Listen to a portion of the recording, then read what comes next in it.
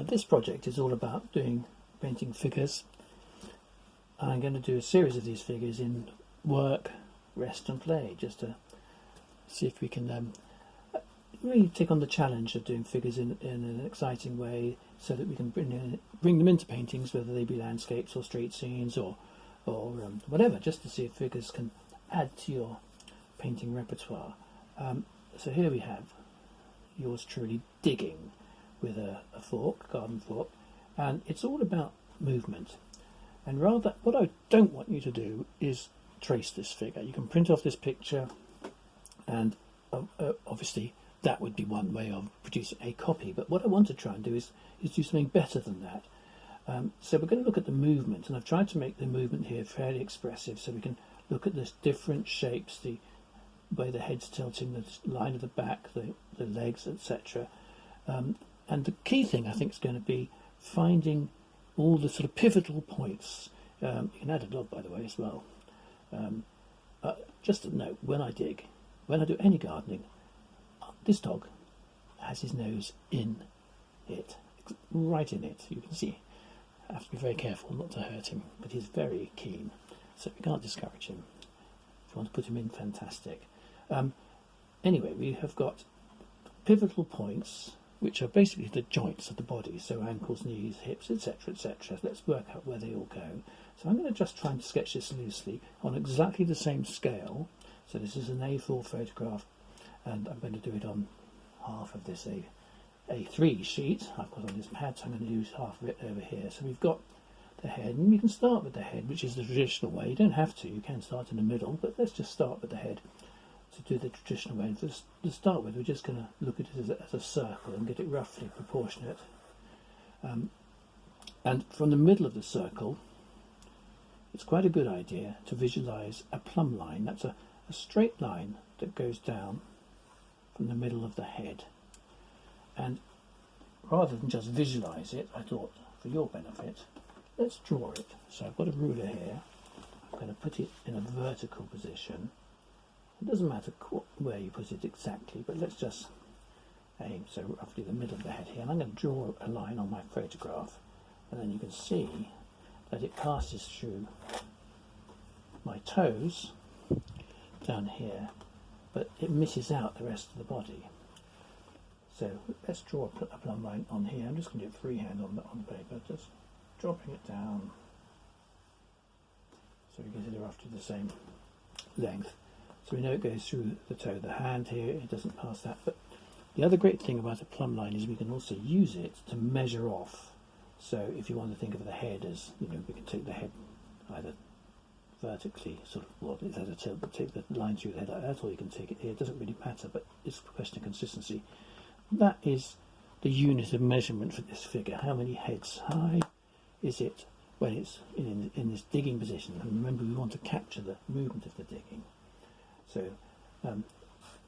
just to start with, though, I'm going to see if I can do this freehand. I'm going to work out from the centre of the head where the centre of this shoulder is. Where is it? So I'm looking at an angle down here, and I'm going to just roughly plot it out. Elbow, how far away from that line is it? Over here, etc. Coming in from the shoulder. Actually, I think I might have the middle of the shoulder a little bit too far out, so we're going to move it in a bit.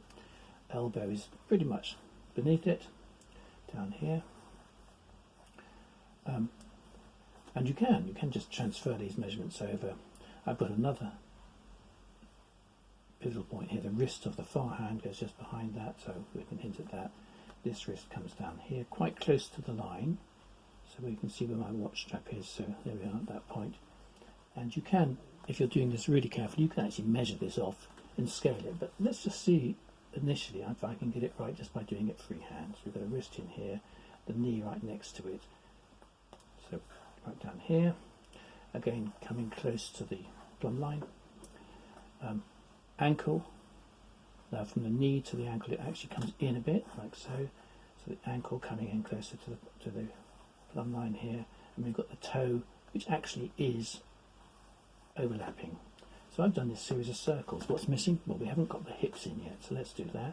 So we'll draw a bigger circle for the hips right over here, directly to the right of the elbow. So this might start looking a little bit confusing for you, but to be honest,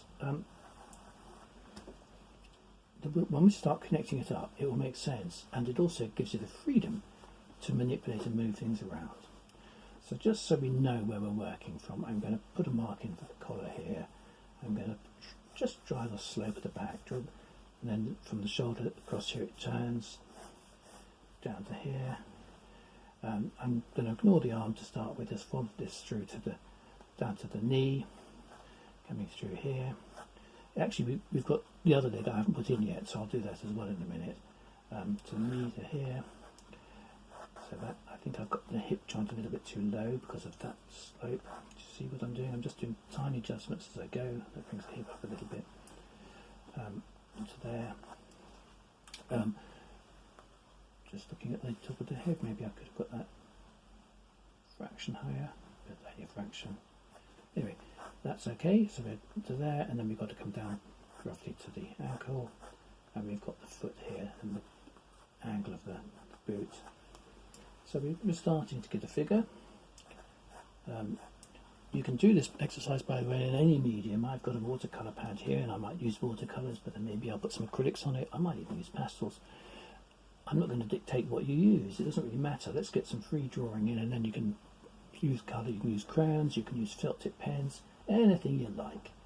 Now, one thing we haven't done so far, and will help, as I said, I'm going to come back to this other leg in a second, but the actual shaft of the fork here, the fact that the foot is resting on the fork, let's put that in so we can transfer that straight over here, and of course it runs in a similar line to the shin here. So the shaft of the fork going down like so. So if we put that in, let's just draw the thickness of it too, and we'll do the tines of the fork as well, just roughly the same proportions, but again, it doesn't really matter. This is the exercise here is to get the thing, looking energetic and full of movement and all the rest of it. So I've got the wrist part here. I haven't got another hand here, so I'm going to just draw a rough shape of the hand, like a sort of slightly wonky rectangle shape in there. Let's put the forearm in now, come down to the wrist. Hidden, by the way, a little bit by the pressed into the thigh, which slightly hides it. Come back up the arm. And again, I'm only doing this very lightly, so this is really just a sort of rough it in for the basic composition, and then we can come back to the details. So now we want to put in the back leg, and the knee of the back leg is literally just coming over a little bit, just half hidden by it, and coming down to this boot, down here. So we've got that bit at an angle, this boot, nearly on the horizontal there. So we've got the basics of the figure here. Let's draw the figure on top of it. And now what I'm going to do is start looking at the individual shapes of the folds of the shirt, for example, and the trousers, and then we'll come back to the head. So let's see if we can get the figure looking good. Let's start right up at the top here where the collar comes in. And so there's a little change direction here. It doesn't matter if you want to exaggerate these things slightly, it might help you. So where do we actually change direction here? At the shoulder blade? Well, when you've got a curve like this, I think sometimes if you just do a curve, it's very easy to get it wrong. I think it's much easier actually to find a point where the curve seems to slightly change direction. And there's actually a stripe through the check shirt here, and I'm going to put it on that stripe there. So I'm going to actually draw a slightly straighter line, and just come straight line here, and just come over a bit more. This is a simple way to get the scale. So how far across is the bottom from the plumb line? There we go. I can bring it out a tiny bit there. And so we get the drawing, and you've got the things like the folds inside the trousers, inside the back of the knee there. You can take them into the drawing. Gets the drawing looking a little bit more exciting. The same, there's a little kink in the back of the trousers here, the back leg there. Oh, sorry, that comes down like that. Got that in the wrong direction. Let's just clean that up a bit. Putty rubber to the rescue. So we've got the little fold in the back of the trousers there, and it comes down, curving in slightly. And what I'm trying to show you is a sort of free-ish method of capturing the figure, but in a way that isn't too fussy, isn't too pedantic, just sort of really capturing the essentials. So if you follow this technique, I hope I'm not going about it too quickly to confuse you, but if you follow this technique, all your trousers come out of it there. So I just adjust that shape a bit. I think it will keep you working loosely, but if you tell me that it doesn't quite work, or you're getting lost, or you're not getting the figure looking right, just come back to me and send me what you are doing, and then I will be able to give you a tip and advise you again. So see if this works, and then come to me, show me what you've done, and we'll see if it's there's another way to do it. But as I say, I don't want you to trace this. That will completely defeat the object of finding the form through this technique. So again, here we go. We've got the scale here, same here. Yep. So I'm just checking here. Take the width through here, through the middle. That means I can just bring the front of the shirt out a little bit to there. Bring the back of it over across a bit as well, I think. So I start off by plotting it with all these circles. I'm just drawing into it, and in a minute I'll just tidy it up a bit, and then we'll come into the portrait side of it as well, and I'll show you a little tip there that will help you get a good head on your figure. And as an exercise, what you could do is, once you've done this exercise, what I challenge you to do is to take a photograph of a friend, partner, somebody in the family doing a job like this, whether it's in the garden, or it could be fixing a boat, or it could be washing the car, any little menial job around the house or the garden. Just take a photograph, get somebody to pose momentarily like this, so you can capture a pose, and then you can personalise it, obviously make it your own study, or maybe get a friend to take a picture of yourself doing something that you like doing. It could be feeding the chickens, it could be mowing the lawn, it could be but a job. It's a job of work. The idea is to do something that physical. That's the real trick of this theme, is to capture that physicality. So we've got to do the hand here. We mostly see the thumb. We don't really see the fingers, they're behind the knee, but the overall shape of this hand, let's look at it.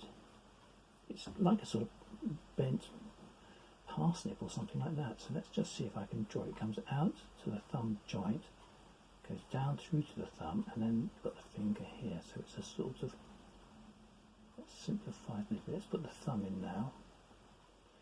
Don't draw the fingers, thumbs too skinny, by the way. Sometimes they are confusing, but if you do them too skinny, they won't look convincing. A hand is quite a big part of your body. Two hands will completely cover your face, so a hand is not small. So I'm picking up the fingers on this hand up here. Let's put the shirt in next to it, going down to the wrist. So we're capturing this. And now let's get to the head. So we've got the figure in. You can do a bit of tidying up here. At this point, if you like, you can take this is a putty rubber, you can take a putty rubber, you can take a white rubber. I've actually got a black rubber here, which is very good for when you're using very soft pencil to take out the marks. It's also good for charcoal. That's why it's black, I think. So you can remember. It's good for pastels, that sort of rubber. But you can clean up, take out, there's a circle there to take out too from the elbow. So we've got the basics into place. Now we can put the waist in here, sort of belt just showing underneath the folds of the shirt. And do exploit these folds. They will add energy as well to the overall effect. Where the sleeve attaches to the shoulder. This is where actually drawing a clothed figure, sometimes it can be a bit confusing because the anatomy is hidden, but other times, if there are shapes in the clothing that help define the figure, such as the seams and pleats and all that sort of stuff, again, use them, and you can often find you'll get something more exciting, more interesting. It's patterns, it's shapes that, you know, will only enhance what we're doing here, and they help. In fact, the direction of the stripes of the shirt, they will help too in describing the form, the way that they circle around the back here. So we've got the basic shapes in. I only drew a circle for the head, so now let's draw the jaw, which is sort of more angled down here, and I think I've got to, from the neckline, yeah, that's about right actually. The skull and the hair on top, around there. Where's the ear? So I've got this starting point here, and it's to the right. So that already helps us. You can also see the angle that the ear makes with that vertical. You know, so the front ear is there, and then you put the curve on the back of it. The folds in the flesh going down to the chin. And we've got the profile here. I think the easiest way to start a profile is to use a straight line from the forehead through to the chin, and then you work out what's behind that straight line and where. So we've got the eye in here, and actually if you follow the line of the eye here, it goes back up to the ear, which is useful if you're wearing glasses. Eyebrow there, mouth down here. Okay, starting to work again. Just check spacing. I've got that eye a bit too far down. Nose over here. Doesn't really matter if you don't get a perfect portrait. I'll only deduct 5%. I think I'll be taking some marks off mine. And then we can sort of start to pick out the shape of the head, the hairline, and so on.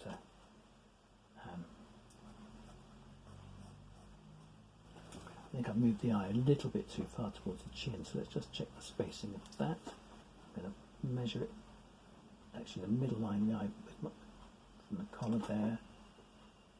It was about right actually, so I think it's about, I think I didn't have the chin going deep enough into the collar. There we are. So the eye was the right position. Put it back again. Bring the chin down closer to the collar. So you see what I'm saying? I can adjust these things very simply. Just as you draw, you can move parts of the figure around slightly if it gets you greater accuracy. You can just check proportions, etc. But you don't have to measure it to the millimetre. It is just, you know, this way. Just what I'm doing is I can just take the end of my pencil. You know, how big is the nose? How wide is the head? Check these things. So that's why I'm saying work on the same scale as your photograph. That way you'll get your figure. I don't think I've actually put it long enough here. Yes, I have. Interesting how sometimes it's deceptive. I think what's happening is I haven't quite got the collar going up high enough. I think the collar just goes up a little bit higher there. That's it.